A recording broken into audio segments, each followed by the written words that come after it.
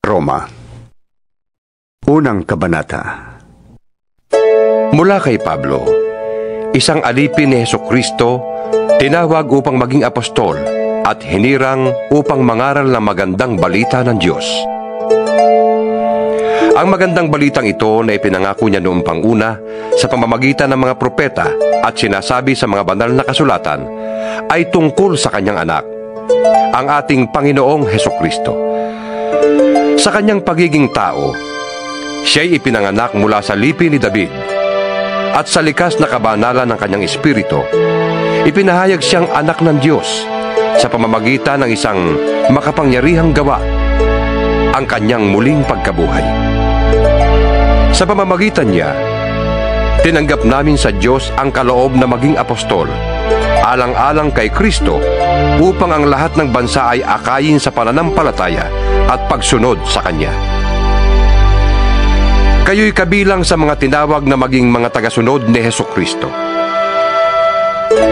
Sa inyong lahat na nasa Roma, mga minamahal ng Diyos at tinawag upang maging banal, sumainyo nawa ang pagpapala at kapayapaang mula sa Diyos na ating Ama at sa Panginoong Hesukristo. Una sa lahat, nagpapasalamat ako sa aking Diyos sa pamamagitan ni Hesukristo dahil sa inyong lahat. Sapagkat ang inyong pananampalataya ay balitang-balita sa buong daigdig. Saksi ko ang Diyos na pinaglilingkuran ko ng buong puso sa pamamagitan ng aking pangangaral na magandang balita tungkol sa kanyang anak, na lagi ko kayong idinadalangin. Lagi kong hinihiling na loobin niyang ako'y makapunta riyan sa inyo. Nananabik akong makita kayo upang kayo'y mabahaginan ko ng mga kaloob ng Espiritu sa ikatitibay ninyo. Ang ibig kong sabihin, upang magkatulungan tayo sa ikatatatag ng bawat isa sa atin sa pamamagitan ng ating pananalig sa Diyos. Mga kapatid, ibig kong malaman ninyo na ilang ulit ko nang binalak na pumunta dyan, ngunit laging may nagiging hadlang. Ibig kong makahikayat din dyan ang mga sasampalataya kay Kristo, tulad ng nagawa ko na sa ibang mga bansang hintil. May pananagutan ako sa lahat, sa mga sibilisado at sa mga barbaro, sa marurunong at sa mga mangmang. Kaya nga, ibig kong ipangaral din dyan sa Roma ang magandang balita. Hindi ko ikinahihiya ang magandang balita, sapagkat ito ang kapangyarihan ng Diyos sa ikaliligtas ng bawat sumasampalataya, unay ang mga Hudyo at gayon din ang mga Griego. Sa magandang balita ay ipinapahayag kung paano pinawawalang sala ng Diyos ang tao. At ito ay sa pamamagitan ng pananampalataya buhat sa simula hanggang sa wakas. Ayon sa sinasabi ng kasulatan, ang pinawalang sala ay mabubuhay sa pamamagitan ng pananampalataya. Nahayag mula sa langit ang puot ng Diyos laban sa lahat ng kalapastanganan at kasamaan ng mga taong dahil na rin sa kanilang kasamaan ay hinahadlangan ng katotohanan. Sapagkat ang maaaring malaman tungkol sa Diyos ay maliwanag. Yamang iyon ay ipinapahayag sa kanila ng Diyos. Mula pa ng likhain ng Diyos ang sanlibutan, ang kanyang kalikasang hindi nakikita, ang kanyang kapangyarihang walang hanggan, at ang kanyang pagka-Diyos ay maliwanag na iniahayag ng kanyang mga ginawa. Kaya't wala na silang maidadahilan pa. Kahit na alam nilang may Diyos, siya'y hindi nila pinarangalan bilang Diyos, ni pinasalamatan man lang. Sa halip, naghaka-haka sila ng mga bagay na walang kabuluhan, kaya't nagdilim ang hangal nilang pag-iisip. Sila'y nagmamarunong, ngunit lumitaw na hangal. Tinalikdan nilang kadakilahan ng Diyos na walang kamatayan, at ang sinamba nila'y ang mga larawan ng mga taong may kamatayan, ng mga ibon, ng mga hayop na may 4 na paa, at ng mga hayop na gumagapang. Kaya't hinayaan na sila ng Diyos sa kanilang maruruming pagnanasa, hanggang sa hindi na nila mapigil ang paggawa ng kahalayan sa isa't isa. Ang katotohanan tungkol sa Diyos ay tinalikdan at pinalitan nila ng kasinungalingan. Sinamba nila at pinaglingkuran ang nilikha, sa halip na ang lumikha, na siyang dapat papurihan magpakailanman. Amen. Dahil dito'y hinayaan sila ng Diyos sa mahalay na pagnanasa. Ayaw nang makipagtalik ng mga babae sa mga lalaki, at sa halip ay sa kapwa babae sila nakikipag-ugnayan. Ganon din ang mga lalaki. Ayaw na nilang makipagtalik sa mga babae, at sa kanilang kapwa lalaki sila nauhumaling. Ginagawa nila ang mga kasuklam-suklam na bagay, kaya't sila'y parurusahan ng parusang nararapat sa kanilang masasamang gawa. Dahil ayaw nilang kilalanin ng Diyos, hinayaan sila ng Diyos sa masasamang pag-iisip at sa mga gawaing kasuklam-suklam. Naging alipin sila ng lahat ng uri ng kasamaan, kasakiman, masasamang isip, pagkainggit, pagpatay, pagtatalo, pandaraya at masasamang hangarin. Sila'y naging mahihilig sa tsismis, mapanirang puri, nasusuklam sa Diyos, walang pakundangan, mapagmataas, mayayabang, mapagkathanang kasamaan, at suwail sa magulang. Sila'y naging mga hangal, mga taksil, mga walang puso, at di marunong lumingap sa kapwa. Nalalaman nila ang utos ng Diyos na dapat mamatay ang mga gumagawa nito. Ngunit, patuloy sila sa paggawa nito, at natutuwa pang makita na ang iba ay gumagawa ng ganoon. Ikalawang kabanata. Kaya nga, sino ka mang humahatol sa iba, wala kang maidadahilan. Sapagkat sa paghatol mo sa iba, hinahatulan mo rin ang iyong sarili. Dahil ikaw na humahatol ay gumagawa rin ng ganoon. Nalalaman nating makatarungan ang hatol ng Diyos laban sa mga gumagawa ng mga iyon. Akala mo ba'y makakaiwas ka sa parusa ng Diyos kung hahatulan mo ang mga gumagawa ng masasamang gawaing ginagawa mo rin naman? O baka naman ibig mo pang hamakin ng Diyos dahil siya ay napakabait, mapagpigil at mapagpaumanhin? Hindi mo ba alam na napakabuti ng Diyos kaya binibigyan kanya ng pagkakataong magsisi at tumalikod sa kasalanan? Ngunit sa katigasan ng iyong ulo at di pagsisisi, lalo mong pinabibigat ang parusang igagawad sa iyo sa araw na yon kung kailan iyahayag ang puot at makatwirang paghatol ng Diyos. Sapagkat igagawad niya sa lahat ng tao ang naaayon sa kanilang mga ginawa. Bibigyan niya ng buhay na walang hanggan ang mga taong patuloy na gumagawa ng mabuti, naghahangad ng karangalan, kadakilaan at kawalang kamatayan.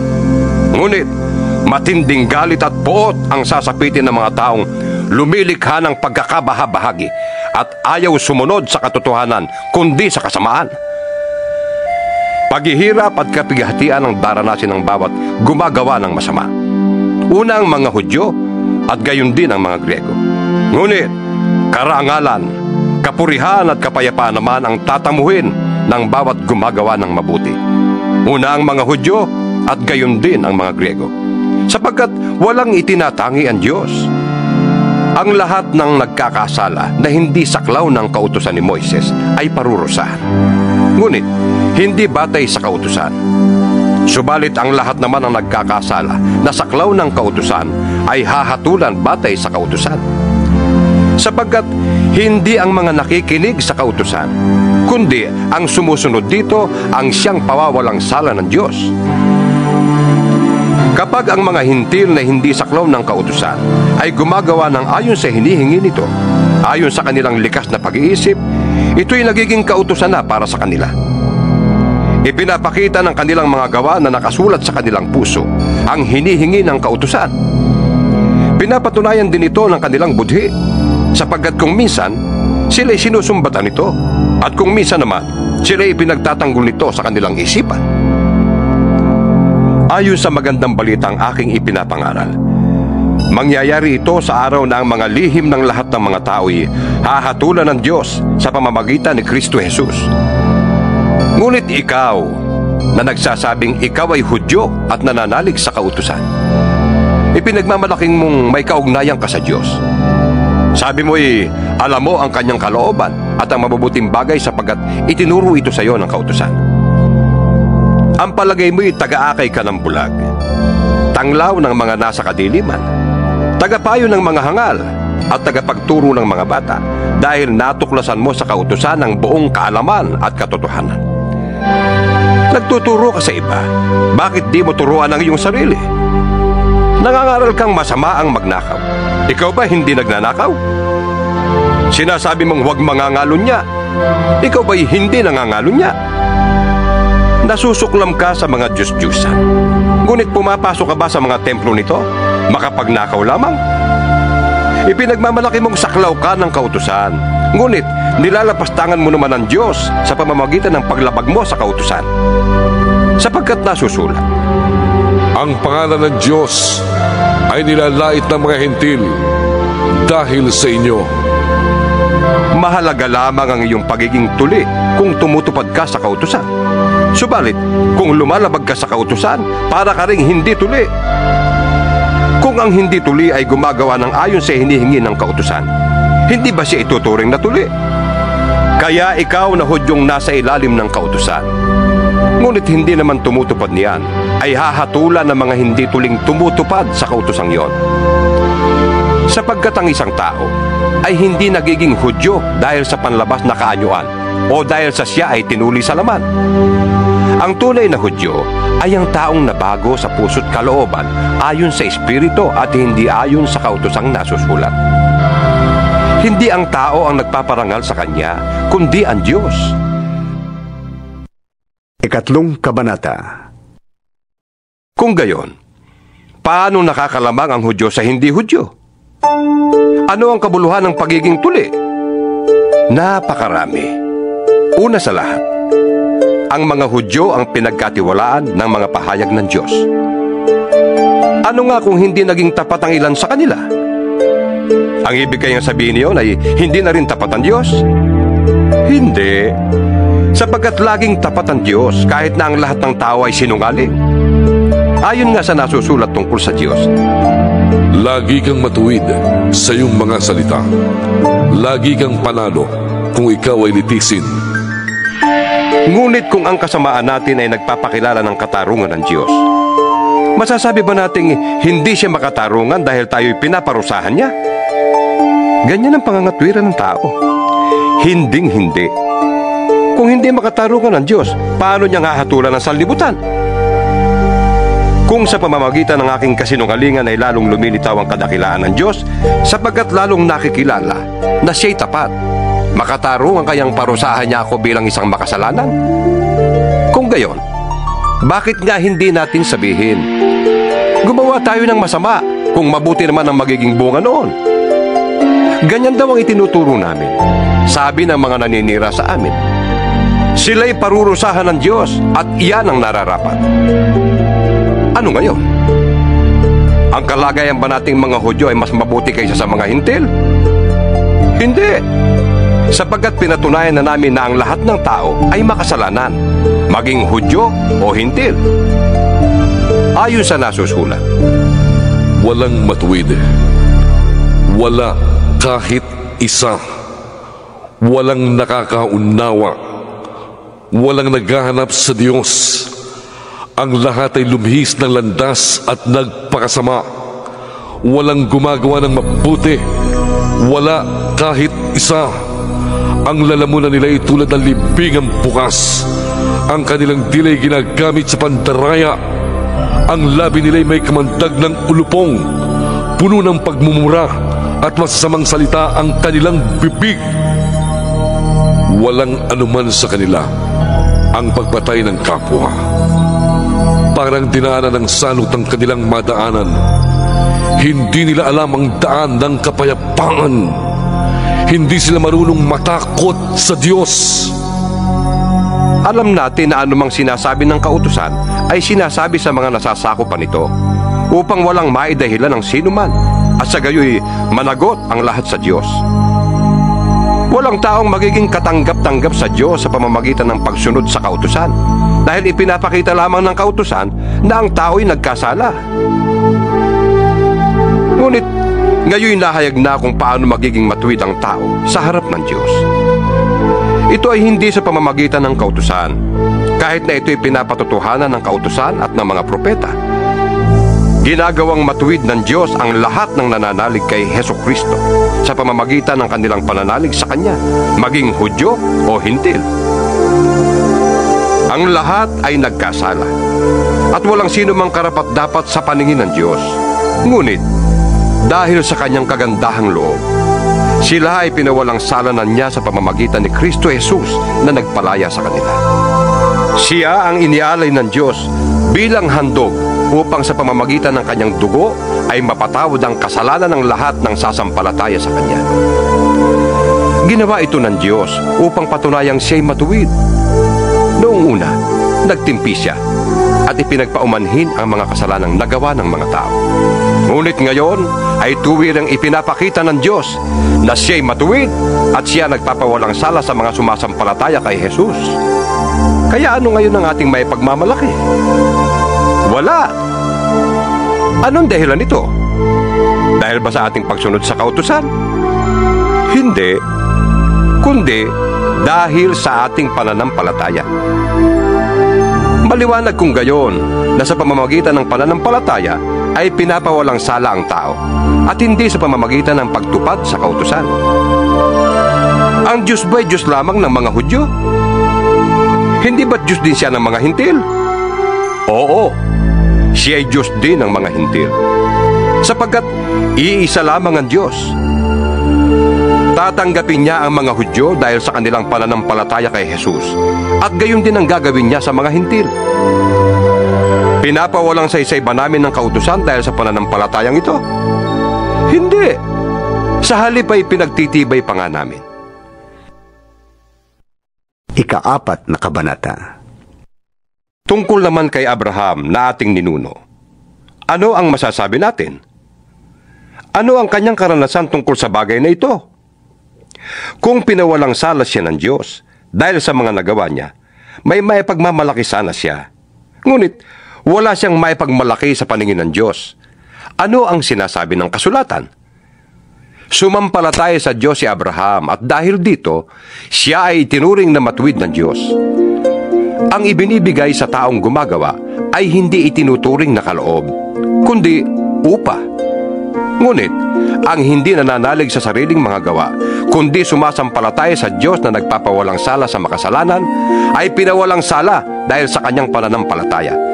Kaya't tinawag ni David na mapalad ang taong tinanggap ng di dahil sa sariling nagagawa. Sinabi niya, Mapapalad ang mga taong pinatawad na sa kanilang pagsuway at napawi na ang mga kasalanan. Mapalad ang taong hindi na pagbabayarin ng Panginoon sa kanyang mga kasalanan. ang pagpapala kayang ito'y para sa mga tuli lamang? Hindi. Ito'y para sa mga di tuli din. Sinasabi natin batay sa kasulatan na pinawalang sala si Abraham dahil sa kanyang pananampalataya. Kailan yun nangyari? Bago siya tinuli o pagkatapos? Hindi pagkatapos, kundi bago siya tinuli. Tinuli siya bilang tanda na pinawalang sala na siya dahil sa pananampalatayang taglay na niya noong hindi pa siya tuli. Kaya't siya'y naging ama ng lahat ng sumasampalataya sa Diyos. At sa gayon, sila'y pinawalang sala kahit na hindi sila tinuli. At siya'y ama rin ng mga tuli. Hindi lamang dahil sa kanilang pagiging tuli, kundi dahil sa sila'y nanalig ding tulad ng ating ninunong si Abraham noong bago siya tinuli. Ipinangako ng Diyos kay Abraham at sa kanyang lipi na mamanahin nila ang daigdig na ito. Hindi dahil sa pagsunod niya sa kautusan, kundi dahil sa siya'y itinuring na matuwid sa pamamagitan ng kanyang pananampalataya sa Diyos. Kung ang mga sumusunod sa kautusan ang siyang tatanggap ng ipinangako, walang saysayang pananampalataya at walang kabuluhan ng pangako. Ang kautusan ay may kalakip na parusa para sa mga lumalabag. Ngunit, kung walang kautusan, wala rin paglabag. Kaya nga sa pananampalataya na babatay ang pangako, upang ito'y maging isang kaloob na makakamtan ng lahat ng anak ni Abraham, hindi lamang ng mga sakop ng kautusan, kundi ng lahat ng may pananampalataya tulad ni Abraham. Sapagkat siya ang pinakaama nating lahat. Ganito ang nasusulat. Ginawa kitang ama ng maraming bansa. Ang pangakong ito'y may bisa sa harap ng Diyos na kanyang pinapanaligan. Ang Diyos na bumubuhay sa mga patay at lumilikha sa lahat ng bagay. Kahit na wala ng pag-asang magkaanak, nanalig pa rin si Abraham na siya'y magiging ama ng maraming bansa. Ayon sa sinabi sa kanya, Magiging kasindami ng mga bituin ang iyong lipi. Hindi nang hina ang kanyang pananalig kahit uugod-ugod na siya. Palibhas ay 100 taon na siya noon at ang kanya namang asawang si Sarah ay baog. Hindi siya nag-alinlangan sa pangako ng Diyos. Sa halip, lalo siyang tumibay sa kanyang pananampalataya at nagpuri pa sa Diyos. Lubos siyang naniniwala na tutuparin ng Diyos ang kanyang pangako. Kaya't dahil sa kanyang pananampalataya, siya'y itinuring na matuwid ng Diyos. Ang salitang itinuring na matuwid ay hindi lamang para sa kanya, kundi para sa atin din naman. Tayo man ay ituturing na matuwid, tayong sumasampalataya sa Diyos na muling bumuhay kay Jesus na ating Panginoon. Siya'y ipinapatay dahil sa ating mga kasalanan at muling binuhay upang tayo'y mapawalang sala. 5 Kabanata. Yamang napawalang sala na tayo sa pamamagitan ng ating pananampalataya, mayroon na tayong kapayapaan sa Diyos sa pamamagitan ng ating Panginoong Hesukristo. Sa pamamagitan ng pananampalataya, tinamasa natin ang kagandahang loob ng Diyos at tayo'y nagagalak dahil sa pag-asang tayo'y makakasama niya sa kanyang kaluwalhatian. Hindi lamang yan, ikinagagalak din natin ang mga kahirapang ating tinitiis. Dahil alam nating ito'y nagbubunga ng katiyagaan, at ang katiyagaan ay nagbubunga ng katatagan, at ang katatagan naman ay nagbubunga ng pag-asa. Hindi tayo nabibigo sa ating pag-asa, sapagat ang pag-ibig ng Diyos ay ibinuhos na sa ating mga puso sa pamamagitan ng Espiritu Santong ipinagkaloob sa atin. Sapagat noong tayo'y mahihina pa, namatay si Kristo sa takdang panahon para sa mga makasalanan. Mahirap mangyaring ialay ninuman ang kanyang buhay alang-alang sa isang taong matuwid. Kahit na maaaring may mga ahas na gumawa nito alang-alang sa isang taong mabuti. Ngunit ipinadama ng Diyos ang kanyang pag-ibig sa atin nang mamatay si Kristo para sa atin noong tayo'y makasalanan pa. At ngayong napawalang sala na tayo sa pamamagitan ng kanyang dugo, lalo nang tiyak na maliligtas tayo sa poot ng Diyos sa pamamagitan niya. Dati, tayo'y mga kaaway ng Diyos. Ngunit, tinanggap na niya tayong mga kaibigan sa pamamagitan ng pagkamatay ng kanyang anak. Kaya't tiyak na maliligtas tayo dahil si Kristo ay buhay. At hindi lamang yan, tayo'y nagagalak at nagpupuri sa Diyos sa pamamagitan ng ating Panginoong Hesukristo, sapagkat dahil sa Kanya ay tinanggap tayo ng Diyos na maging kaibigan niya. Ang kasalanan ay pumasok sa sanlibutan sa pamamagitan ng isang tao. At ang kamatayan ay pumasok sa pamamagitan ng kasalanan niya. Dahil dito, lumaganap ang kamatayan sa lahat ng tao dahil ang lahat ay nagkasala. Nasa sanlibutan na ang kasalanan bago pa ibinigay ang kautusan. Ngunit kung walang kautusan, walang pinapanagot sa kasalanan. Gayunman, naghari pa rin ang kamatayan mula kay Adan hanggang kay Moises, pati sa mga taong hindi nagkasala na gaya ng pagsuway ni Adan sa utos ng Diyos.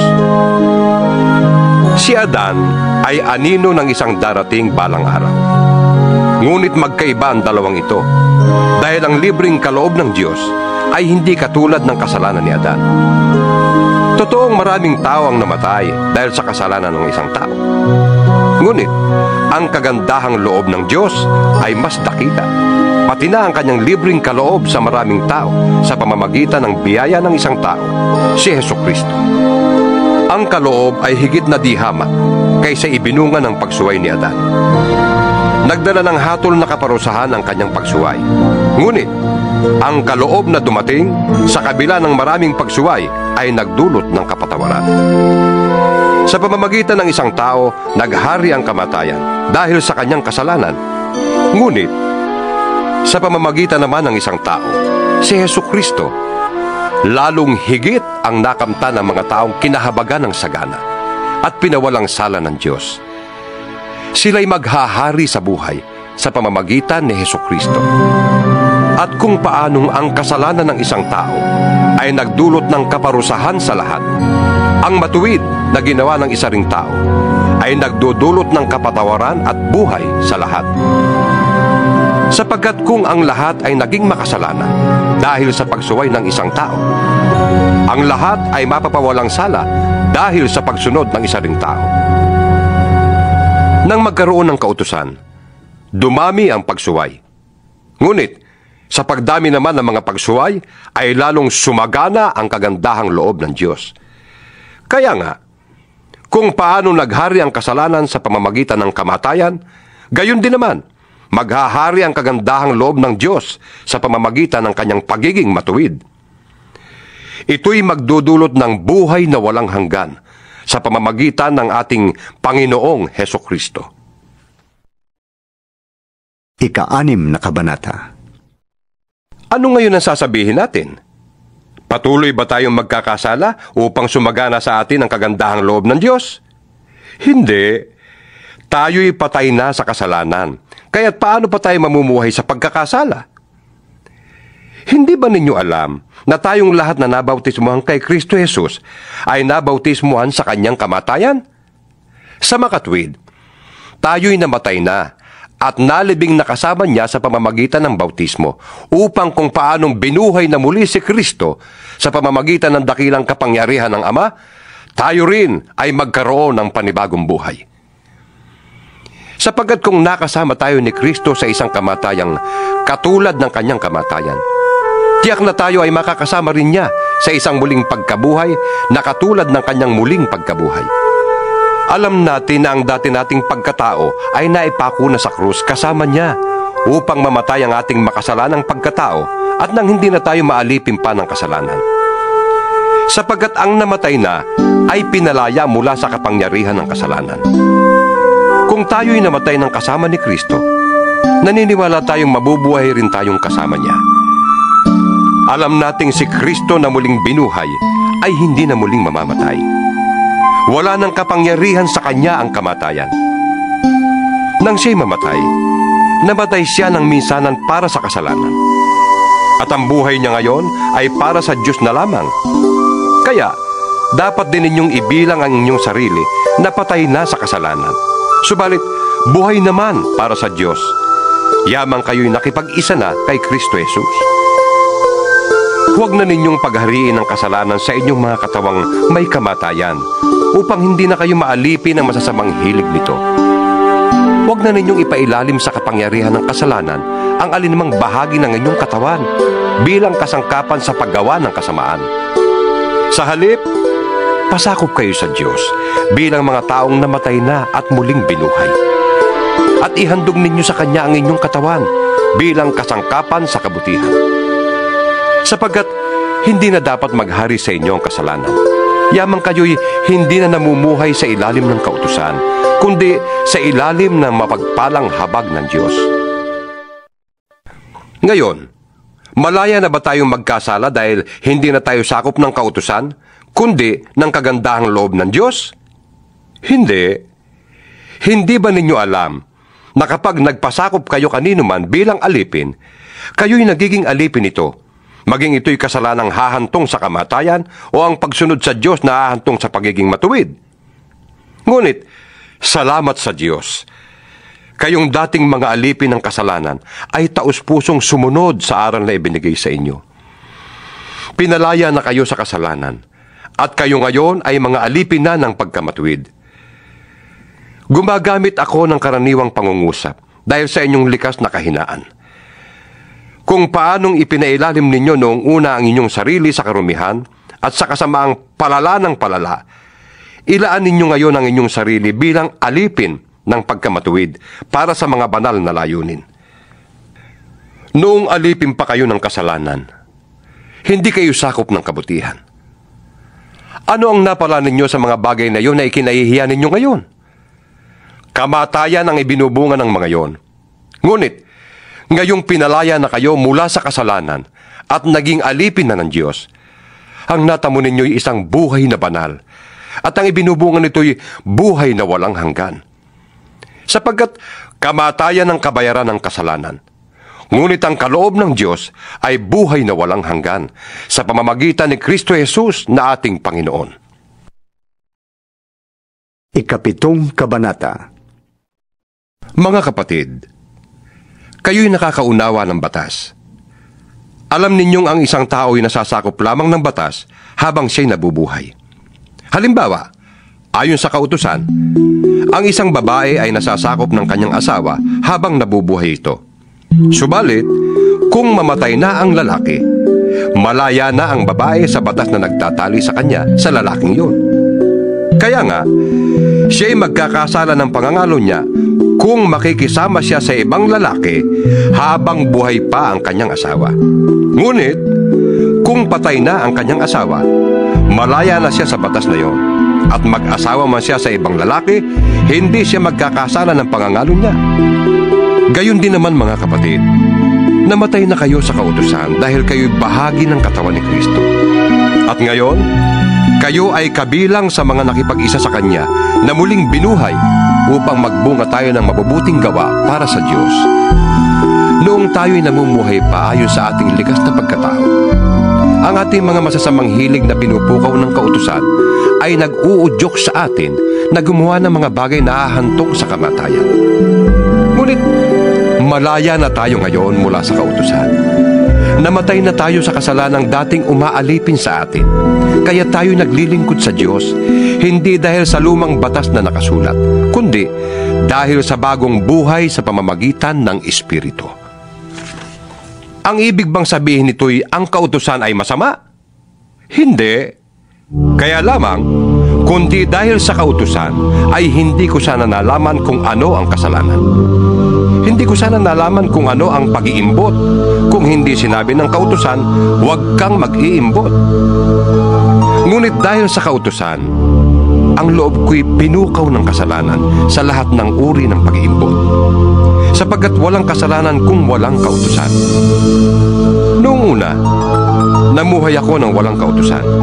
Subalit nang dumating ang kautusan, nabuhay ang kasalanan at ako'y namatay. Ang kautusang dapat sanang magdulot sa akin ng buhay ay siyang nagdulot sa akin ng kamatayan. Sapagkat kinasangkapan ng kasalanan ang kautusan upang ako'y dayain, at sa gayon ay napatay nga niya ako. Kaya nga, banal ang kautusan at ang bawat utos ay banal, matuwid at mabuti.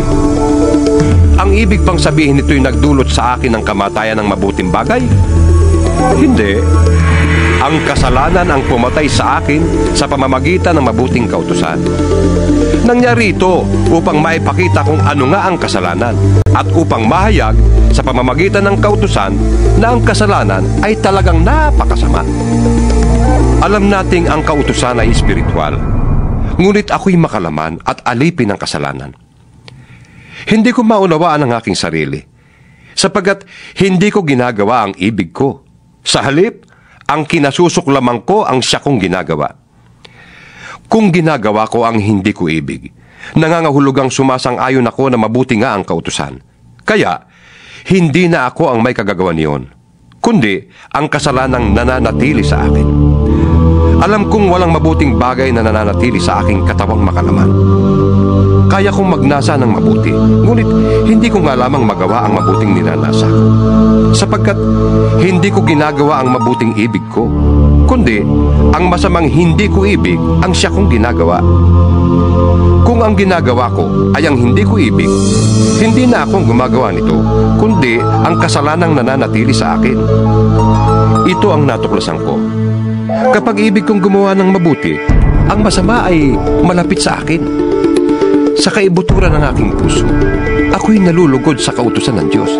Ngunit may ibang kapangyarihan sa aking katawan na salungat sa tuntunin ng aking isip. Ipinapaalipin ako ng kapangyarihang ito sa kasalanang nananatili sa aking katawan. Anong saklap ng aking kalagayan? Sino kaya ang magliligtas sa akin sa katawang ito na nagpapahamak sa akin? Wala nang iba pa, kundi ang Diyos sa pamamagitan ni Jesucristong ating Panginoon. Salamat sa Kanya. Ito nga ang kalagayan. Sa aking isip, sinusunod ko ang kautusan ng Diyos. Ngunit, sa aking katawang makalaman, sinusunod ko ang tuntunin ng kasalanan. Ikawalong kabanata. Kaya nga, wala nang hatol na parusa sa mga taong nakipag-isa na kay Kristo Jesus. Wala na ako sa kapangyarihan ng kasalanan at kamatayan, sapagkat pinalaya na ako ng kapangyarihan ng Espiritong nagbibigay buhay sa pamamagitan ni Kristo Jesus. Ginawa ng Diyos ang hindi kayang gawin ng kautusan dahil sa likas na kahinaan ng tao. Isinugo niya ang kanyang sariling anak sa anyo ng taong makasalanan upang pawiin ang kasalanan.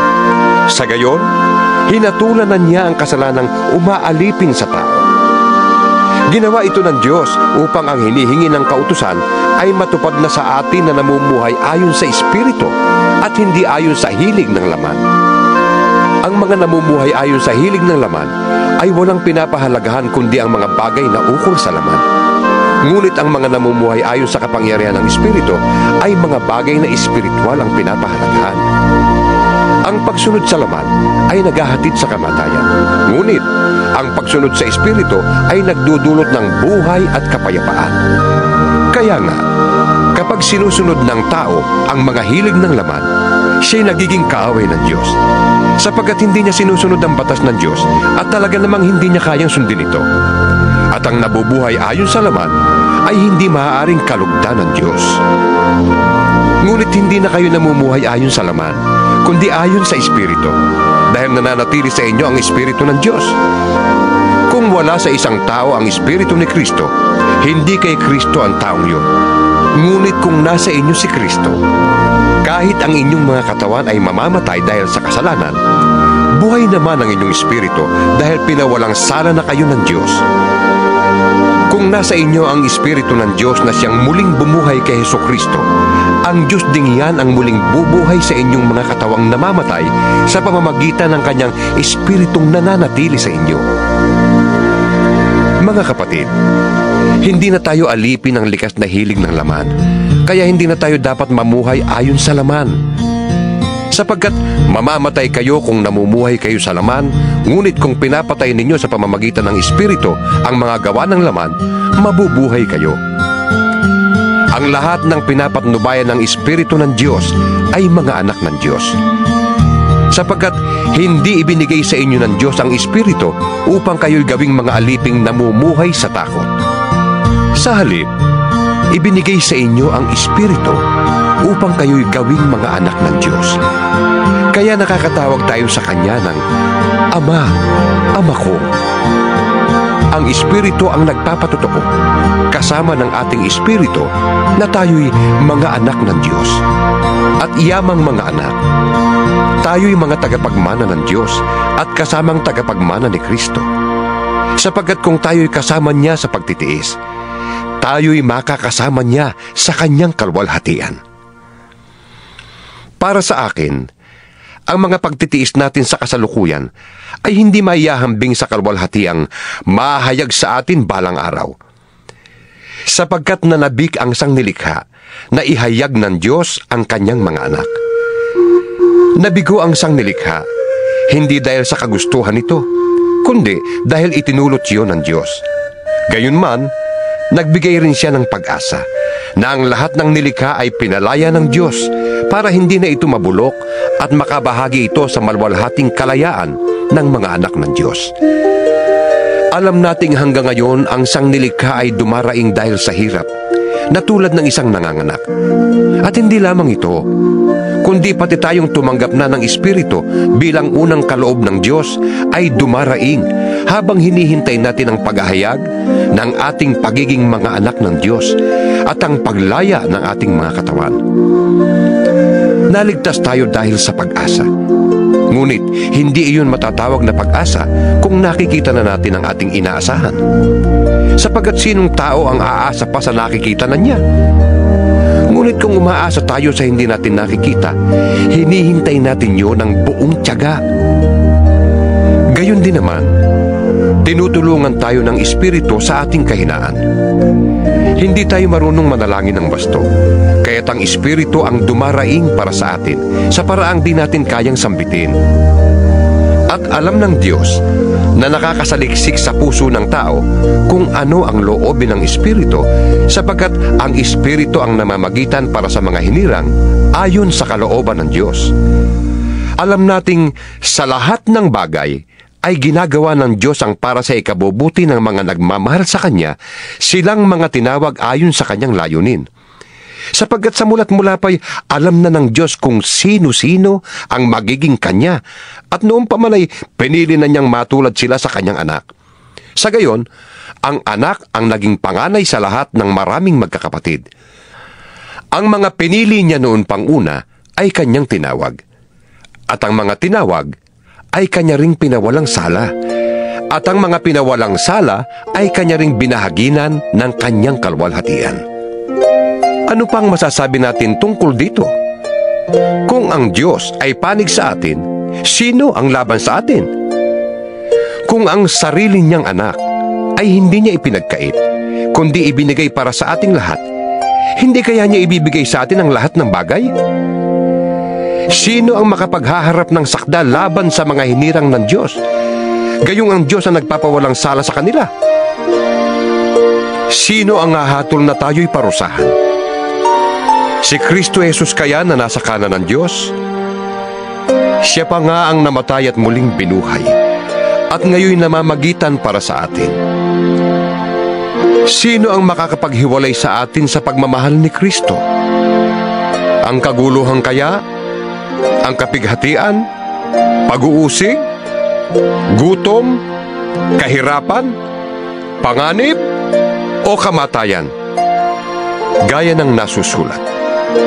Dahil sa iyo, nanganganib kaming mamatay sa buong maghapon. Kami natutulad sa mga tupang papatayin. Hindi. Ang lahat ng yan ay kayang-kaya nating pagtagumpayan sa pamamagitan niya na nagmamahal sa atin. Sapagkat natitiyak kung walang makakapaghiwalay sa atin sa Kanyang pag-ibig. Kahit ang kamatayan, ang buhay, ang mga anghel, ang mga pamunuan o ang mga kapangyarihan, ang kasalukuyan o ang hinaharap, ang kataasan, ang kalaliman o alinmang nilalang ay hindi makakapaghiwalay sa atin sa pag-ibig ng Diyos na ipinagkaloob sa atin sa pamamagitan ni Kristo Jesus na ating Panginoon. Ikasyam na kabanata. Katotohanan ng sinasabi ko. Ako'y kay Kristo at hindi ako nagsisinungaling. Saksi ko ang Espiritu Santo na malinis ang aking budhi sa sasabihin ko sa inyo. Matindi ang aking kalungkutan at di mapawi ang pagdaramdam ng aking puso. Dahil sa aking mga kababayan at kalahi, mamatamisin ko pang ako'y sumpain at mawalay kay Kristo alang-alang sa kanila. Sila'y mga Israelita at binigyan ng Diyos ng karangalang maging mga anak niya. Sa kanila nakipagtipa ng Diyos. Sa kanila rin ibinigay ang kautusan, ang tunay na pagsamba at ang Kanyang mga pangako. Sa kanilang mga ninuno at sa kanilang lahi nagmula ang Kristo nang siya'y maging tao. Diyos na kataas-taasan at pinapapurihan magpakailanman. Amen.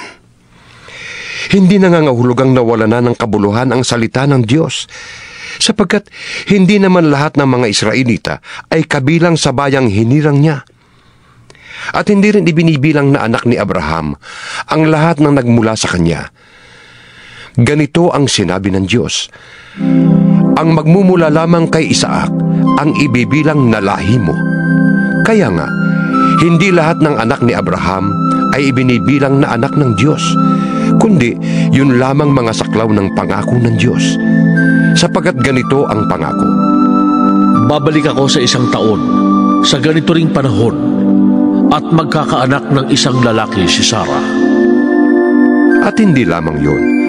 Kahit naiisa lamang ang ama ng 2 anak ni Rebecca na walang iba kundi ang ating ninunong si Isaac, ipinakilala ng Diyos na ang kanyang pagpili ay ayon sa sarili niyang layunin at hindi batay sa gawa ng tao. Kaya't bago pa ipanganak ang mga bata at bago pa sila makagawa ng anumang mabuti o masama, ay sinabi na ng Diyos kay Rebecca, Maglilingkod ang nakatatanda sa kapatid niyang nakababata. Ayon nga sa nasusulat, Minahal ko si Jacob at kinapuotan ko si Esau. Masasabi ba nating hindi makatarungan ng Diyos dahil dito? Hindi. Sapagkat ganito ang sabi niya kay Moises, Mahahabag ako sa ibig kong kahabagan at maaawa ako sa ibig kong kaawaan. Maliwanag kung gayon na ang pasya ng Diyos ay nababatay sa kanyang habag, hindi sa kalooban o pagsisikap ng tao. Sapagkat ayon sa kasulatan, ay sinabi niya sa hari ng Ehipto, Ginawa kitang hari upang sa pamamagitan mo'y maipakilala ko ang aking kapangyarihan at maipahayag ang aking pangalan sa buong daigdig. Kaya nga, kinahahabagan ng Diyos ang sinumang ibig niyang kahabagan at pinapatigas niya ang ulo ng ibig niyang pagmatigasin. Sasabihin mo naman sa akin, kung gayon, bakit pa sinisisi ng Diyos ang tao? Sino ba ang makakasalungat sa kanyang kalooban? Ngunit ikaw na tao lamang, sino kang mangangahas na sumagot ng ganoon sa Diyos? Masasabi kaya ng tao sa lumikha sa kanya? Bakit ninyo ako ginawang ganito? Wala bang karapatan ng gumagawa ng palayok na bumuo ng mamahalin o mumurahing sisidlan mula sa isang tumpok ng lupa? Kahit na ibig ipakita noon ng Diyos ang kanyang puot at ipakilala ang kanyang kapangyarihan, buong tiyaga pa rin niyang pinagtiisan ang mga taong dapat sanang parusahan at lipulin. Ginawa niya yon upang ipakilala ang kanyang walang kapantay na kadakilaan sa mga taong kanyang kinahabagan, na noong una pa'y inihanda na niya para sa kalwalhatian. Tayo ang mga taong yan. Tayong tinawag niya hindi lamang mula sa mga Hudyo, kundi mula rin sa mga Hintil. Ganito ang sinasabi niya sa aklat ni Osias, Iyong dating hindi ko bayan ay aking tatawaging bayan ko. At ang dating hindi ko mahal ay aking tatawaging mahal ko.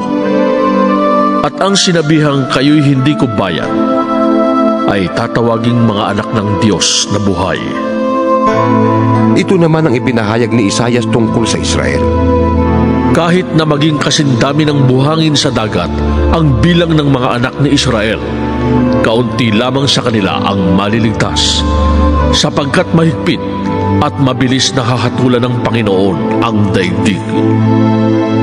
Si Isaias din ang nagsabi, Kung ang makapangyarihang Panginoon ay hindi nagtira ng ilan sa ating lipi, tayo sana'y naging gaya ng Sodoma at naging tulad ng Gomora. ano ngayon ang masasabi natin? Ang mga Hintil na hindi nagsikap na maging kalugod-lugod sa Diyos ay kinalugdan niya? Sila'y pinawalang sala niya sa pamamagitan ng pananampalataya.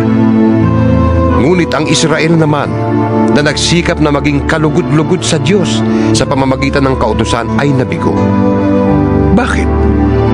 Dahil sinikap nilang kalugdan sila ng Diyos sa pamamagitan ng mga gawa at hindi sa pamamagitan ng pananampalataya sa Kanya. Natisod sila sa batong katitisuran ayon sa nasusulat. Naglalagay ako sa Siyon ng batong katitisuran, isang malaking bato na kanilang kadadapaan.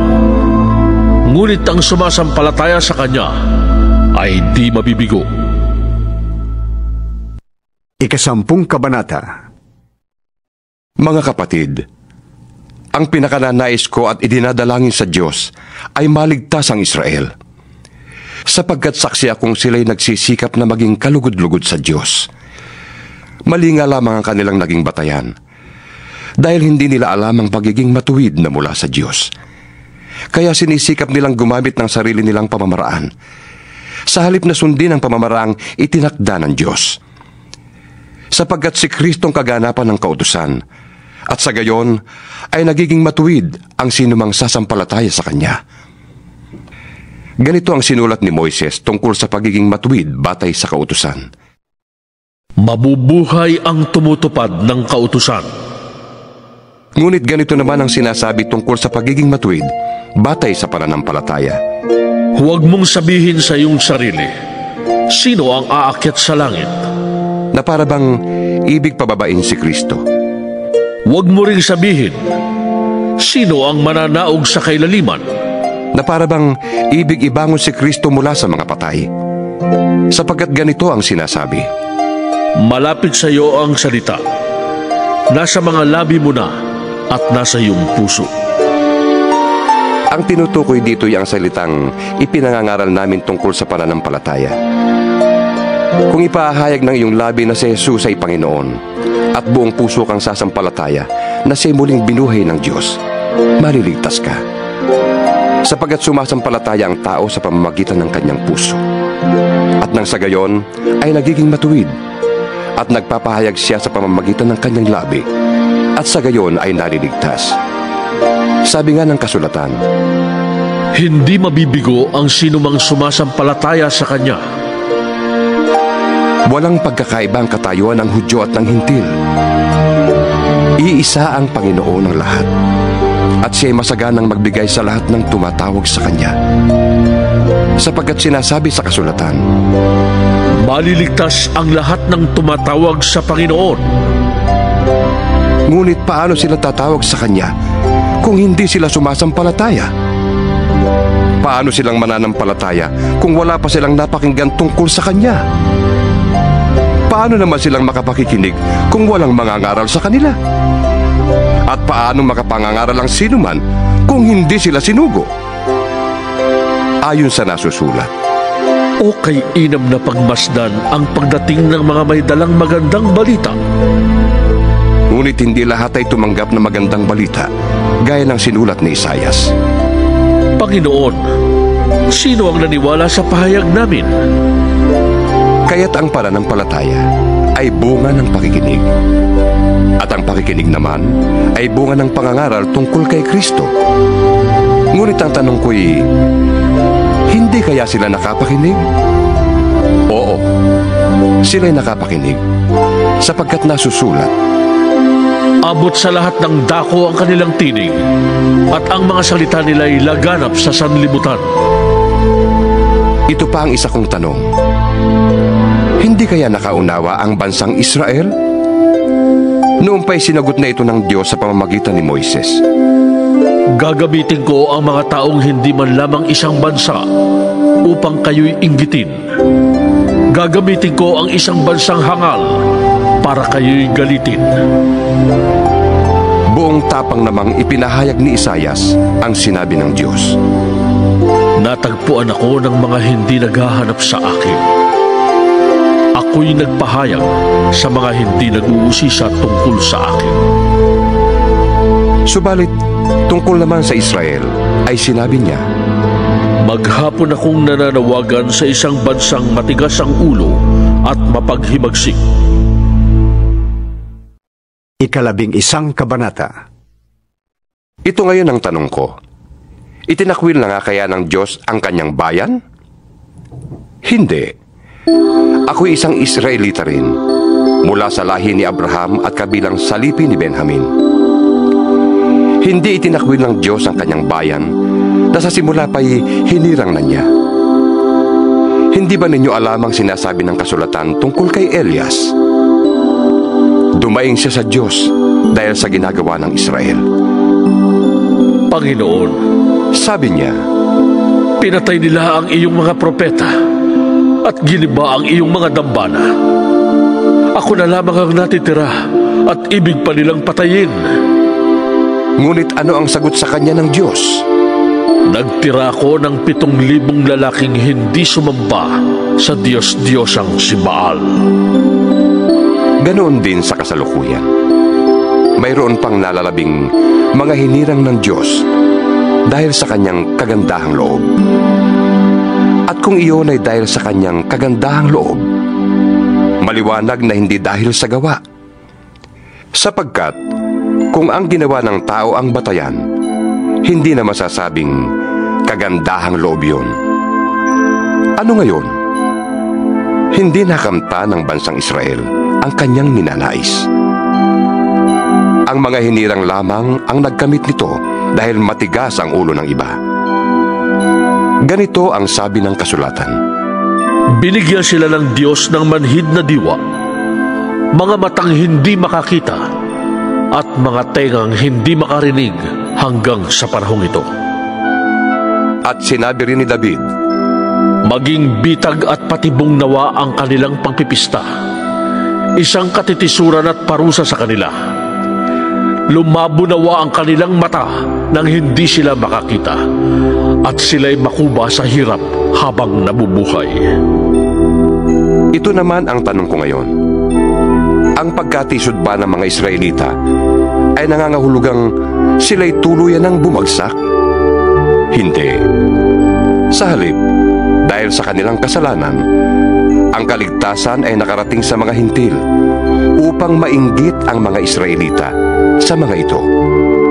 Ngayon, kung ang kasalanan ng mga Israelita ay nagdulot ng masaganang pagpapala sa sanlibutan, at kung ang kanilang pagbagsak ay nagdulot ng masaganang pagpapala sa mga hintil, ay di lalo na kapag nagbalik loob sa Diyos ang buong Israel. Ito naman ang sasabihin ko sa inyo, mga hintil. Yamang ako'y apostol ninyo, ipinagmamalaki ko ang aking tungkulin. Ginagawa ko ito upang inggitin ang aking mga kababayang Hudyo, at nang sa gayon ay maligtas ang ilan man lamang sa kanila. Kung ang pagkatakwil sa kanila ay naging daano pang maibalik sa Diyos ang sanlibutan, ang muling pagtanggap sa kanila ng Diyos ay matutulad sa muling pagkabuhay ng patay. Kung ang unang tinapay ay inihandog sa Diyos, ang lahat ng tinapay na mula sa masang pinagkunan noon ay para na ring inihandog sa Diyos. At kung ang ugat ng punong kahoy ay inihandog sa Diyos, gayon din ang mga sanga nito. Kung pinutol ang ilang sanga ng punong ulibo, at ikaw na sanga ng ulibong ligaw, ang idinugtong sa puno upang makabahagi sa buhay na nanggagaling sa ugat ng punong ito, huwag kang magmalaki sa mga sangang pinutol. Alalahanin mong hindi ikaw ang bumubuhay sa mga ugat. Ang mga ugat ang bumubuhay sa iyo. Sasabihin mo naman, pinutol ang mga sanga upang ako'y maidugtong. Totoo yan. Pinutol sila dahil hindi sila sumampalataya sa Diyos. At ikaw naman ay idinugtong dahil sumampalataya ka sa Kanya. Kaya't huwag kang magmataas. Sa halip ay matakot ka. Sapagkat kung ang mga tunay na sanga ay hindi pinanghinayangan ng Diyos, ikaw pa kaya ang panghihinayangan niya? Dito'y makikita natin ang kabutihan at kabagsikan ng Diyos. Naging mabagsik siya sa mga hindi nananalig sa Kanya. Subalit, mabuti siya sa inyo kung mananatili kayo sa Kanyang kabutihan. Kung hindi, kayo may puputulin din. Ang mga Hudyo'y idudugtong niyang muli sa puno kung sila ay sasampalataya, sapagkat kayang gawin yon ng Diyos. Kung ikaw na sangang galing sa ulibong ligaw ay naidugtong sa tunay na ulibo, kahit na salungat ang ganoon sa takbo ng kalikasan, lalo pang madaling idugtong sa puno ang mga tunay na sanga nito. Mga kapatid, isang hiwaga ang ibig kong malaman ninyo upang hindi maging mataas ang palagay ninyo sa inyong sarili. Ang pagmamatigas ng Israel ay pansamantala. Tatagal lamang yon hanggang sa mabuo na ang takdang bilang ng lahat ng mga hintil na lalapit sa Diyos. Kapag nangyari yon, maliligtas ang buong Israel ayon sa sinasabi sa kasulatan. Magbubuhat sa Sion ang tagapagligtas. Papawiin niya ang kasamaan sa lahi ni Jacob. At ito ang gagawin kong kasunduan namin. kapag pinawi ko na ang kanilang mga kasalanan. Dahil tinanggihan ng mga Israelita ang magandang balita, sila'y naging kaaway ng Diyos, at kayong mga hintil ang nakinabang. Ngunit dahil sa sila'y hinirang ng Diyos, sila'y mahal pa rin niya, alang-alang sa kanilang mga ninuno. Sapagkat hindi nagbabago ng isip ang Diyos tungkol sa kanyang mga kaloob at pagtawad. Noon, kayong mga hintil ay hindi sumusunod sa Diyos. Ngunit ngayon, kayo ay tumanggap ng habag ng Diyos nang hindi sumunod ang mga Hudyo. Gayon din naman, ngayong nahahabag ang Diyos sa inyo. Ang mga Hudyo naman ay hindi sumusunod upang mahabag din ang Diyos sa kanila. Sapagkat hinayaan ng Diyos na maalipin ang lahat ng tao sa kasalanan upang maipadaman niya sa kanila ang kanyang habag. Lubhang napakasagana ang kayamanan ng Diyos. Di matarok ang kanyang karunungan at kaalaman. Sino ang makapagpapaliwanag ng kanyang mga kapasyahan? Sino ang makakaunawa ng kanyang mga pamamaraan? Gaya ng nasusulat. Sino ang nakakaalam sa pag-iisip ng Panginoon? Sino ang maaaring maging tagapayo niya? Sino ang nakapagbigay ng anuman sa Diyos na dapat bayaran ng Diyos? Sapagkat mula sa Kanya at sa pamamagitan niya at sa Kanya ang lahat ng bagay. Sa Kanya ang karangalan magpakailanman. Amen. 12 kabanata. Kaya nga, mga kapatid, alang-alang sa masaganang habag ng Diyos sa atin, ako'y nakikiusap na ialay ninyo ang inyong sarili bilang handog na buhay, banal at kalugod-lugod sa Kanya. Ito ang karapat-dapat na pagsamba ninyo sa Diyos. Huwag kayong umayon sa takbo ng mundong ito. Mag-iba kayo sa pamamagitan ng pagbabago ng inyong isip upang malaman ninyo ang kalooban ng Diyos, kung ano ang mabuti, kalugod-lugod at ganap na kalooban niya. Dahil sa kaloob ng Diyos sa akin, sinasabi ko sa bawat isa sa inyo, huwag ninyong pahalagahan ang inyong sarili ng higit sa nararapat. Sa halip, pakaisipin ninyong mabuti ang tunay ninyong katayuan, ayon sa sukat ng pananampalatayang ipinagkaloob ng Diyos sa bawat isa sa inyo. Kung paanong ang katawan ay binubuo ng maraming bahagi at magkakaiba ng gawain ang bawat isa, gayon din naman, kahit na tayo'y marami, nabubuo tayo sa iisang katawan ni Kristo, at tayong lahat ay bahagi ng isa't isa. Tumanggap tayo ng iba't ibang kaloob ayon sa kagandahang loob ng Diyos. Kaya't gamitin natin ang mga kaloob na yan. Kung ang ating kaloob ay pagsasalita ng pahayag mula sa Diyos, magpahayag tayo ayon sa sukat ng ating pananampalataya. Kung paglilingkod ang ating kaloob, maglingkod tayo. Magturo ang tumanggap ng kaloob sa pagtuturo. Magpalakas ng loob ang may kaloob sa pagpapalakas ng loob. Kung pag-aabuloy ang iyong kaloob, mag-abuloy ka ng buong kaya. Kung pamumuno naman, mamuno ka ng buong sikap. Kung pagkakawang gawa ang iyong kaloob, gawin mo yan ng buong galak. Maging tunay ang inyong pagmamahalan. Kasuklaban ninyo ang masama at pakaibigin ang mabuti. Magmahalan kayo bilang tunay na magkakapatid at pahalagahan ninyo ang iba ng higit sa pagpapahalaga nila sa inyo. Magpakasipag kayo at huwag maging tamad. Buong puso kayong maglingkod sa Panginoon. Magala kayo dahil sa inyong pag-asa. Magtiyaga kayo sa inyong kapighatian at laging manalangin. Tumulong kayo sa pangangailangan ng mga kapatid at patuloyin ninyo ang mga taga-ibang lugar. Idalangin ninyo ang mga umuusig sa inyo. Idalangin niyo sila at huwag sumpain.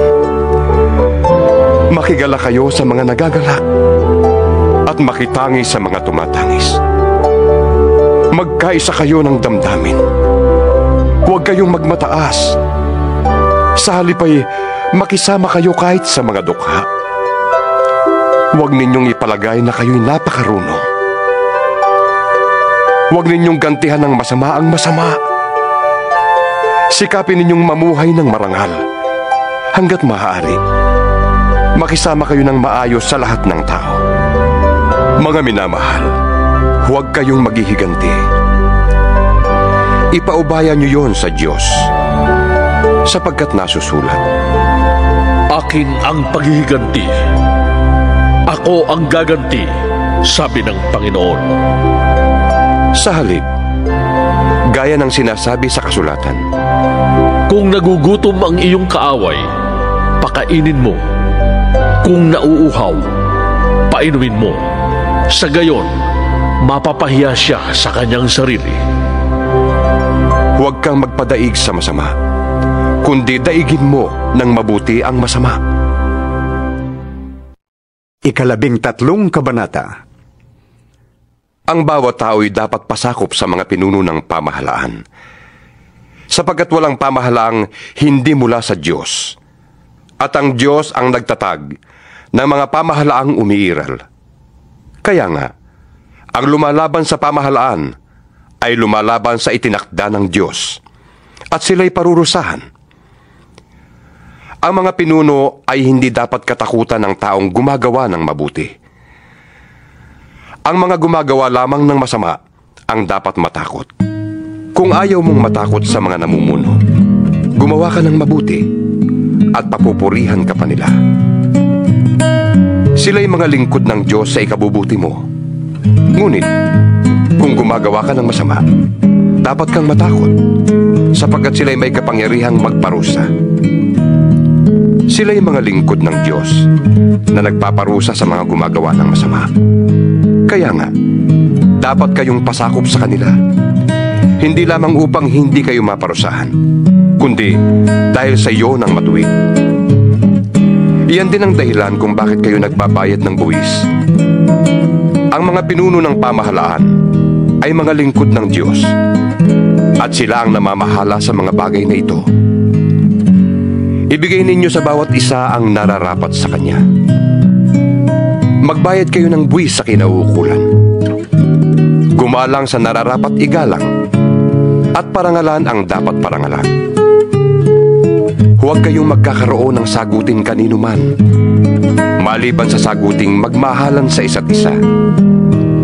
Sapagkat ang nagmamahal sa kapwa ay nakakatupad sa kautusan. Ang mga utos gaya ng Huwag kang mangangalo niya. Huwag kang papatay. Huwag kang magnanakaw. Huwag kang mag-iimbot. at alinmang utos na tulad ng mga ito ay nauuwing lahat sa iisang utos. Mahalin mo ang iyong kapwa gaya ng iyong sarili. Ang nagmamahal ay hindi gumagawa ng masama kanino man. Kaya't ang pagmamahal ang katuparan ng kautusan. Alam ninyong panahon na upang gumising kayo. Ang pagliligtas sa atin ay higit ng malapit ngayon kaysa noong tayo'y unang sumampalataya sa Panginoon. Namamaalam na ang gabi at malapit ng lumiwanag. Layuan na natin ang lahat ng gawang masama at italaga natin ang sarili sa paggawa ng mabuti. Mamuhay tayo sa liwanag at huwag gugulin ang panahon sa magulong pagsasaya at paglalasing, sa pagpapakasawa sa hilig ng laman at kahalayan, sa alitan at inggitan. Ang Panginoong Hesukristo ang paghariin ninyo sa inyong buhay, at huwag ninyong sundin ang mga hilig ng laman. 14 na kabanata. Tanggapin ninyo ang mahina sa pananampalataya, at huwag makikipagtalo tungkol sa kanyang paniniwala. May naniniwalang maaari siyang kumain ng anuman, Ngunit gulay lamang ang kinakain ng mahina sa pananampalataya. Huwag hamakin ng taong kumakain ng anuman ang kumakain ng gulay lamang, at huwag namang hatulan ng kumakain ng gulay lamang ang taong kumakain ng anuman, sapagkat siya'y tinatanggap din ng Diyos. Sino ka upang humatol sa utusan ng iba? Ang Panginoon lamang niya ang makahatol kung siya'y karapat-dapat o hindi. At aariin naman siyang karapat-dapat sapagkat kayang gawin yun ng Panginoon. May nagpapahalaga sa isang araw ng higit kaysa ibang mga araw. May naniniwala namang pare-pareho ang lahat ng araw. Magpakatatag ang bawat isa sa kanyang sariling pasya sa bagay na ito. Ang nagpapahalaga sa isang araw ay nagpapahalaga nito alang-alang sa Panginoon. Ang kumakain ng anuman ay kumakain niyon alang-alang sa Panginoon. Yamang nagpapasalamat siya sa Diyos. Yun namang hindi kumakain ng ilang uri ng pagkain ay gumagawa ng ganoon alang-alang din sa Panginoon, at nagpapasalamat din siya sa Diyos. Walang sino man sa atin ang nabubuhay o namamatay para sa kanyang sarili lamang. Kung tayo'y nabubuhay, sa Panginoon tayo nabubuhay. At kung tayo'y namamatay, sa Panginoon tayo namamatay. Kaya nga, sa mabuhay o sa mamatay, tayo'y sa Panginoon. Sapagkat si Kristo ay namatay at muling nabuhay upang maging Panginoon ng mga patay at ng mga buhay. Ngunit ikaw, bakit mo hinahatulan ang iyong kapatid? At ikaw naman, bakit mo hinahamak ang iyong kapatid? Tayong lahat ay haharap sa hukuman ng Diyos, sapagkat sinasabi sa kasulatan, Yamang ako'y buhay, sabi ng Panginoon. Ang lahat ay luluhod sa harap ko, at ang bawat dilay magpupuri sa Diyos. Kaya, sasagutin ng bawat isa sa atin sa Diyos ang mga bagay na ating ginagawa. Huwag na tayong humatol sa isa't isa. Huwag din tayong maging dahilan ng pagkakasala ng ating kapatid. Dahil sa aking pakikipag-isa sa Panginoong Hesus, natitiyak kong walang pagkaing likas na masama, kundi nasa akala lamang ng tao yun. Kung inaakala ninuman na ipinagbabawal ang isang pagkain, bawal yun sa kanya. Kaya, kung dahil sa kinakain mo ay sumama ang loob ng iyong kapatid, hindi na ayon sa pag-ibig ang ginagawa mo. Si Kristo'y namatay para sa kanya, kaya't huwag mo siyang ipahamak dahil sa iyong pagkain. Pag-ingatan mong ang inaakala mong tama ay huwag masamain ang iba, sapagkat ang pagkain o inumin ay walang kinalaman sa paghahari sa atin ng Diyos. Ang mahalaga rito ay ang pagiging matuwid, magandang pagsasamahan, at kagalakang kaloob ng Espiritu Santo. Ang naglilingkod kay Kristo ng may ganitong kaisipan ay kinalulugdan ng Diyos at iginagalang ng mga tao. Kaya't pagsikapan nating gawin ang mga bagay na makapagdudulot ng kapayapaan at makakapagpatibay ng pananampalataya ng isa't isa. Huwag ninyong ipahamak ang iniligtas ng Diyos dahil lamang sa pagkain. Walang pagkaing likas na masama. Ang masamay kung magkakasalang iba dahil sa iyong kinakain. Mabuti ang di kumain ng karne o uminom ng alak o gumawa ng anumang magiging sanhi ng pagkakasala ng iyong kapatid. Ikaw na lamang at ang Diyos ang dapat makaalam ng iyong paniniwala tungkol sa bagay na ito. Maligaya ang taong di sinusumbata ng kanyang budhi kapag ginagawa niya ang mga bagay na inaakala niyang tama. Ngunit ang sinumang kumakain sa kabila ng kanyang pag-aalinlangan ay nagkakasala, sapagkat hindi siya nagiging tapat sa kanyang paniniwala. Kasalanan ang paglabag sa sariling paniniwala. 15 Kabanata. Tayong malalakas ay dapat magpaumanhin sa mga pagkukulang ng mga mahihina sa pananampalataya. Huwag ang sariling kasiyahan lamang ang ating isipin. Sikapin nating lahat na bigyang kasiyahan ang ating kapwa para sa ikabubuti niya at sa ikalalakas ng kanyang pananampalataya. Si Kristo man ay hindi naghangad ng sariling kasiyahan, kundi ayon sa nasusulat. Ako ang ininsulto ng uminsulto sa iyo.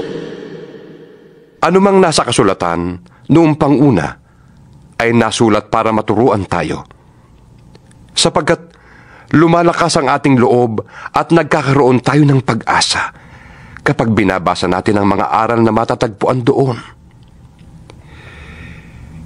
Itulot nawa ng Diyos na siya nagbibigay sa atin ng katatagan at lakas ng loob, na kayo'y mamuhay ng may pagkakaisa kay Kristo Jesus. Sa gayon, sama-sama kayong magpupuri sa Diyos at Ama ng ating Panginoong Hesukristo, kung paanong kayo'y malugod na tinanggap ni Kristo. Tanggapin ninyo ang isa't isa upang mapapurihan ng Diyos. Sinasabi ko sa inyo, si Kristo'y naglingkod sa mga Hudyo upang patunayan na ang Diyos ay tapat at tinutupad ang mga pangako niya sa kanilang mga ninuno, at upang ang mga hintil naman ay magpuri sa Diyos dahil sa kanyang habag. Ganito ang sinasabi sa kasulatan. Kaya't pupurihin kita sa gitna ng mga hentil at aawitan kita ng papuri. Sinabi pa, Magalak kayo, mga hentil, kasama ng kanyang bayan. at sinabi pa rin, Magpuri kayo sa Panginoon, kayong mga hentil. Lahat ng bansa ay magpuri sa Kanya. idinagdag pa ni Isaias, May isisilang sa lahi ni Jesse ang titindig upang maghari sa mga hentil. Siya ang magiging pag-asa nila. Pagpalain nawa kayo ng Diyos na bukal ng pag-asa, at pagkalooban niya kayo ng kagalakan at kapayapaan sa pananampalataya, upang tumibay ang inyong pag-asa sa pamamagitan ng kapangyarihan ng Espiritu Santo. Mga kapatid, lubos akong naniniwalang kayo'y puspos ng kabutihan at may sapat na kaalaman at kaya na ninyong turuan ang isa't isa. Gayunman, sa sulat na ito'y naglakas loob akong paalalahanan kayo tungkol sa ilang bagay. Ginawa ko ito dahil sa kaloob ng Diyos sa akin, na maging lingkod ni Kristo Jesus bilang pari sa mga hintil. Ipinapangaral ko sa kanila ang magandang balita ng Diyos upang sila'y maging handog na kalugod-lugod sa Kanya. Yamang sila'y pinabanal na ng Espiritu Santo. Kaya't bilang lingkod ni Kristo Jesus, may katwiran akong ipagmalaki ang aking paglilingkod sa Diyos. Wala akong pinapangahasang ipagmalaki, kundi ang ginawa ni Kristo upang maakit ang mga hintil na sumunod sa Diyos sa pamamagitan ko, sa pamamagitan ng aking mga salita at gawa, sa tulong ng mga himala at kababalaghan, at sa kapangyarihan ng Espiritu Santo. Kaya't sa lahat ng lupain, mula sa Jerusalem hanggang sa Ilirico, ay naipangaral ko ang magandang balita tungkol kay Kristo. Ang hangad ko'y ipangaral ito sa mga takong hindi pa nakikilala si Kristo, upang hindi ako magtayo sa pundasyon ng iba. Ganito ang sinasabi ng kasulatan. Makakakilala ang hindi pa nakakabalita tungkol sa Kanya. Makakaunawa ang hindi pa nakakarinig tungkol sa Kanya. Iyan ang dahilan kung bakit hindi ako matuloy-tuloy sa pagpunta sa inyo. Ngunit ngayong tapos na ang gawain ko sa lupaing ito, at yamang maraming taon nang ibig kong makapunta riyan, inaasahan kong magkikita tayo pagdaan ko dyan, papuntang Espanya. Inaasahan ko ring ako'y tutulungan ninyong makarating doon matapos tayong magkasama-sama ng kaunting panahon. Ngunit sa ngayon ay pupunta muna ako sa Jerusalem upang dali ng tulong sa mga kapatid doon. Sapagkat minabuti ng mga taga-Macedonia at Akaya na magpadala ng abuloy para sa mga mahihirap na kapatid sa Jerusalem. Malugod nilang ginawa yon at talaga namang dapat nilang gawin. Dahil ang mga hintil ay nakabahagi ng mga pagpapalang espiritual ng mga Hudyo. Nararapat lamang na tulungan nila ang mga Hudyo sa pamamagitan ng kanilang pagpapalang material. Pagkabigay ko ng nasabing tulong sa mga kapatid sa Jerusalem, daraan ako riyan pagpunta ko sa Espanya.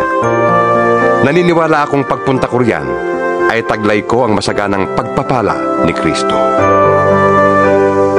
Nakikiusap ako sa inyo mga kapatid, alang-alang sa ating Panginoong Hesukristo at sa pag-ibig ng Espiritu. Tulungan ninyo ako sa pamamagitan ng inyong taimtim na pananalangin. Idalangin ninyong maligtas ako sa mga hindi sumasampalatayang nasa Judea. At naway tanggapin ng mga kapatid sa Jerusalem ang paglilingkod ko para sa kanila. Sa gayon, kung loloobin ng Diyos, masaya akong makakarating dyan at makakapagpahinga sa inyong piling. Sumainyo nawa ang Diyos na pinagmumula ng kapayapaan. Amen. 16 na kabanata. Itinatagubilin ko sa inyo ang ating kapatid na si Febe, na isang tagapaglingkod ng iglesia sa Sincrea. Tanggapin niyo siya alang-alang sa Panginoon, gaya ng nararapat nating gawin bilang magkakapatid. Tulungan niyo siya sa anumang pangangailangan niya, sapagkat marami siyang natulungan. Kasama na ako. Ikumusta ninyo ako kina Priscilla at Aquila, na mga kamanggagawa ko kay Kristo Jesus. Itinaya nila ang kanilang sarili sa panganib upang iligtas ang aking buhay. At hindi lamang ako ang nagpapasalamat sa kanila, kundi pati lahat ng iglesia ng mga hintil. Ikumusta rin ninyo ako sa iglesyang nagtitipon sa kanilang bahay. Ipaabot din ninyo ang aking pangungumusta sa mahal kong kaibigan na si Epeneto, na siyang unang nanalig kay Kristo doon sa Asya. Ikumusta ninyo ako kay Maria na nagpakahirap sa paglilingkod para sa inyo. Ikumusta ninyo ako sa mga kababayan kong sina Andronico at Junia na nakasama ko sa bilangguan. Sila'y kilala ng mga apostol at naunang naging Kristiyano kaysa sa akin. Ikumusta ninyo ako kay Ampliato na aking minamahal sa Panginoon. Ipakibati ninyo ako kay Urbano, na kamanggagawa natin kay Kristo. At ang mahal kong kaibigang si Estakis. Ikumusta din ninyo ako kay Apeles na subok ang katapatan kay Kristo. Gayon din sa pamilya ni Aristobulo, sa kababayan kong si Herodion, at sa mga kapatid sa Panginoon sa sambahayan ni Narciso. Ikumusta ninyo ako kina Trifena at Trifosa na mga lingkod ng Panginoon. Gayon din sa mahal kong kaibigang si Persida na naglingkod na mabuti sa Panginoon. Ibati ninyo ako kay Rufo na magiting na lingkod ng Panginoon at sa kanyang ina na para ko na ring ina. Ikumusta rin ninyo ako kina Asincrito, Flegonte, Hermes, Patrobas, Hermas at sa mga kapatid na kasama nila. Ibati ninyo ako kina Filologo, Julia, Nereo at sa kanyang kapatid na babae, gayon din kay Olimpas at sa lahat ng kapatid na kasama nila. Magbatian kayo bilang magkakapatid. Binabati kayo ng lahat ng mga iglesia ni Kristo. Nakikiusap ako sa inyo mga kapatid. Mag-ingat kayo sa mga lumilikha ng pagkakampi-kampi at nagiging sanhi ng pagtalikod sa mga aral na tinanggap ninyo. Iwasan ninyo sila. Ang mga taong gayon ay hindi kay Kristong Panginoon natin naglilingkod, kundi sa kanilang pansariling hangarin. Inililigaw nila ang mga may mahinang pag-iisip sa pamamagitan ng kanilang magaganda at matatamis na pangungusap. Kahit na balitang-balita ang inyong pagkamasunurin kay Kristo, bagay na ikinagagal ko. Ibig kong maging matalino kayo tungkol sa mga bagay na mabuti at walang malay naman sa masama. Ang Diyos ang bukal ng kapayapaan. Malapit na niyang ipalupig sa inyo si Satanas. Pagpalain kayo ng ating Panginoong Hesus. Binabati kayo ni Timoteo na aking kamanggagawa. Gayon din ang mga kababayan kong sina Lucio, Jason at Sosipatro. Akong si Tercio, na tagasulat ng liham na ito, ay bumabati rin sa inyo sa pangalan ng Panginoon. Kinukumusta kayo ni Gayo na tinutuluyan ko. Sa bahay niya nagtitipon ang buong iglesia. Kinukumusta rin kayo ni Erasto na ingat yaman ng lungsod at ng ating kapatid na si Cuarto. Purihin nawa ang Diyos na makapagpapatibay sa inyo sa pamamagitan ng magandang balita tungkol kay Hesukristo na ipinapangaral ko.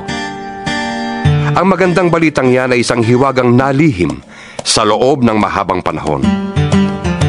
At sa utos ng walang hanggang Diyos ay nahayag ngayon sa lahat ng bansa sa pamamagitan ng mga sinulat ng mga propeta upang ang lahat ay magpasakop kay Kristo. Naway papurihan magpakailanman ng Diyos na tanging marunong sa lahat sa pamamagitan ni Hesukristo. Amen.